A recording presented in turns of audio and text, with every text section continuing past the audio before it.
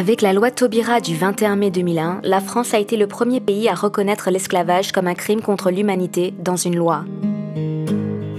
Depuis, cette question fait l'objet d'une attention particulière de la part des pouvoirs publics. Un comité a été spécialement désigné pour conseiller le gouvernement. Le 10 mai est devenu la Journée nationale des mémoires. Les manuels scolaires abordent cette question, mais l'esclavage reste un sujet sensible en France. Cette sombre période de l'histoire n'a jamais réellement cicatrisé, tout particulièrement pour la communauté antillaise. Alors que certains continuent de demander réparation pour ces crimes, d'autres ont une autre approche du sujet. C'est le cas de Serge Romana, professeur de médecine, généticien à l'hôpital Necker et président du CM98, le comité marche du 23 mai 1998. Chaque peuple honore ses aïeux, sauf les esclaves, les descendants d'esclaves, qui, comme les chiens, les crapauds, les bœufs, n'honorent personne. Mais nous savions pourquoi on ne le faisait pas.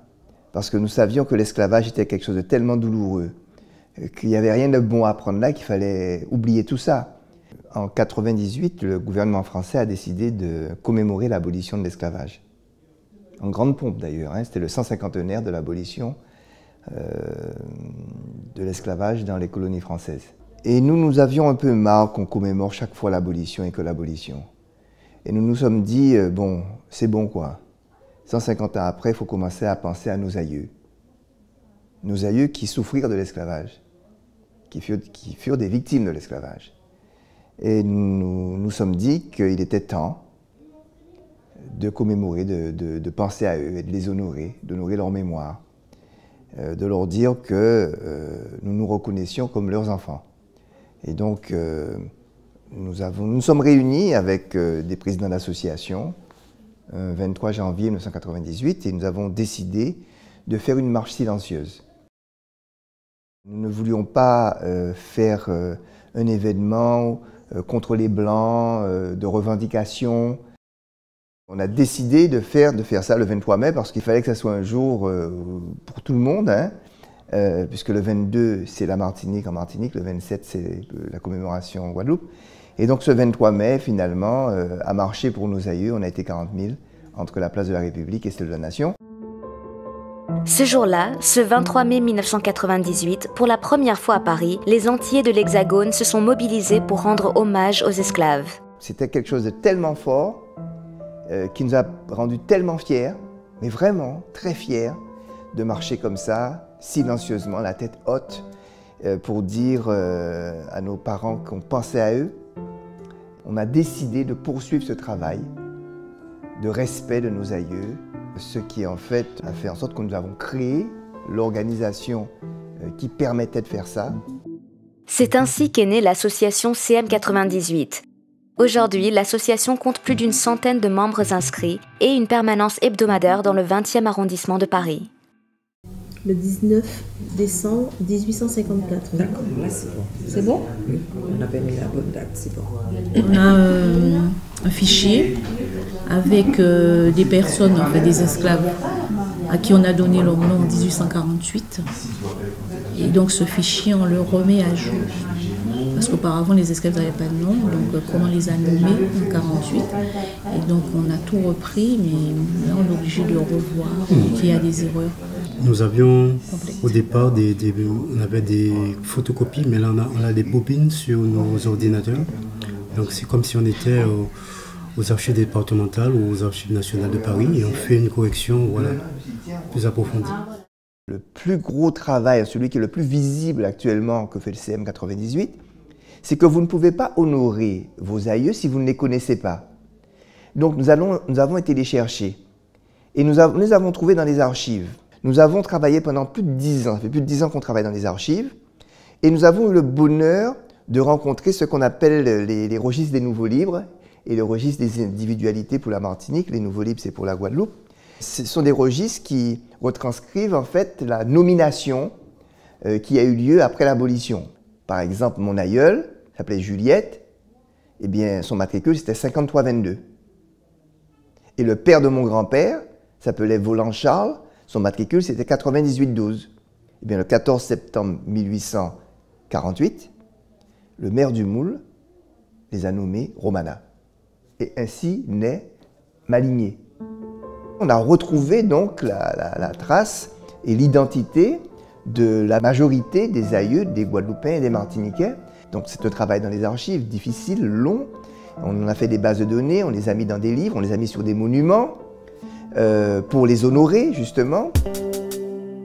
Les 2 premiers mémoriaux ont été inaugurés le 23 mai 2013 à Saint-Denis et à Sarcelles. Tous 2 portent 213 noms, les noms de responsables associatifs et de résidents de ces villes.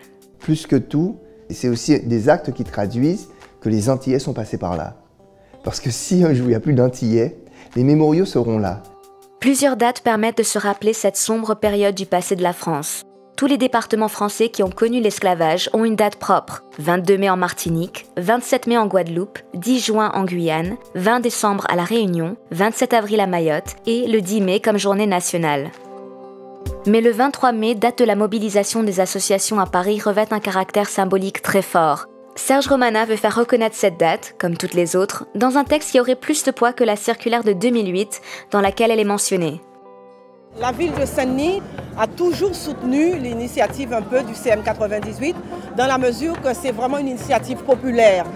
Et puis je trouve légitime que la République honore la journée pour les victimes de l'esclavage dans la mesure que ce n'est pas une histoire à part de l'histoire de France, ça fait partie de l'histoire intégrante. Patrick Boirouzek, qui est député aujourd'hui, a toujours soutenu les sollicitations des associations et depuis 2004, nous honorons les victimes de l'esclavage. L'enseignement de notre passé colonial est une priorité, car permettre une mémoire commune, c'est déjà faire société commune. Je voudrais que le 23 mai serve l'abolition de toutes les formes de racisme, de xénophobie, d'antisémitisme et de préjugés. Il est donc essentiel de marquer cette journée si particulière axée sur un crime contre l'humanité. Le 23 mai 1998, lors de l'historique et gigantesque marche du 150e anniversaire de l'abolition de l'esclavage, l'hommage à nos parents déportés, suppliciés dans les fers de l'esclavage, fut un moment décisif dans la prise de conscience de ce pan de l'histoire de l'humanité, de notre histoire commune, et quelle que soit la couleur de notre peau. Ma vision de cette histoire est très simple.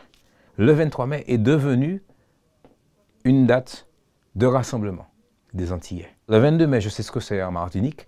Le 23 mai, je sais ce que c'est à Paris. Le 27 mai, je sais ce que c'est en Guadeloupe. Le 10 mai, je ne sais pas ce que c'est au niveau de l'impact sur la population. Je ne sais pas ce que c'est. Moi, je préfère la démarche d'adhésion populaire. Pour le moment, c'est le 23 mai. Si le CM98 parvient à rassembler, il ne fait pas pour autant l'unanimité. Pour de nombreuses associations, la date du 10 mai qui permet de rendre hommage aux victimes et aux abolitionnistes est une date de réconciliation nationale. 11 janvier 2017, Serge Romana entame une grève de la faim devant le Sénat. Ce jour-là, le Sénat examine un projet de loi égalité réelle. Un amendement a été introduit dans ce texte qui répond précisément aux vœux de Serge Romana. Le 23 est enfin inscrit dans la loi. Mais Félix Desplans demande son retrait. Le sénateur PS considère en effet que cette commémoration spécifique de la mémoire des victimes est une source d'opposition raciale entre blancs et noirs. Serge Romana semble déterminé. En tant que fils et en tant qu'homme, de voir un autre homme faire une action telle que celle-là, de façon si proche, pour le coup, c'est assez fort.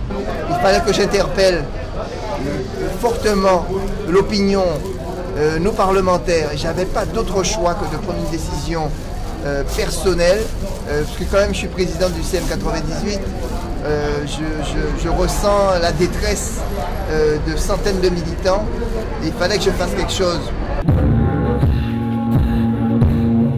Après une semaine de grève de la faim, Serge Romana obtient gain de cause. Le 23 mai est inscrit dans la loi votée par le Sénat comme journée nationale aux victimes de l'esclavage. Une erreur pour les défenseurs du 10 mai qui y voient une façon d'opposer les blancs et les noirs.